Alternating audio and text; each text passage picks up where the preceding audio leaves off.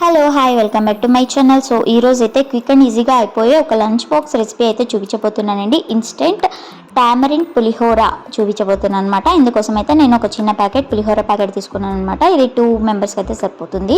So ఒక onion, పచ్చిమిరపకాయలు, కొత్తిమీర, కరివేపాకు, అలాగే ఎండుమిరపకాయలు కూడా రెడీగా పెట్టుకున్నాను. సో కడాయి పెట్టేసుకొని కొద్దిగా ఆయిల్ వేసేసుకొని పోపు దినుసులు అనమాట, శనగపప్పు, అలాగే మినపప్పు, జీలకర్ర, ఆవాలు ఆయిల్ హీట్ అయిన తర్వాత వేసేసుకున్నాను.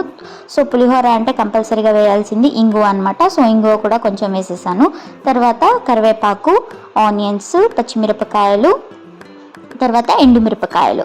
సో పచ్చిమిరపకాయలు వేస్తే టేస్ట్ చాలా బాగుంటుంది అనమాట. కొంచెం కారం తినే వాళ్ళకి పచ్చిమిరపకాయలు వేసుకుంటే బాగుంటుంది. తర్వాత కొద్దిగా టర్మరిక్ పౌడర్ వేసాను, పసుపు, అలాగే రుచికి తగినంత ఉప్పు వేసేసి బాగా ఫ్రై చేశాను అనమాట. సో ఇలా ఉందండి లోపల అది పౌడర్ అయితే. సో అది ఫ్రై అయిన తర్వాత పౌడర్ వేసేసాను. సిమ్లోనే పెట్టుకొని వేసుకోవాలన్నమాట. సో సిమ్లో పెట్టుకొని ఫ్రై చేసుకోవాలి ఈ పౌడర్ వేసిన తర్వాత, ఎందుకంటే త్వరగా మాడిపోతుంది.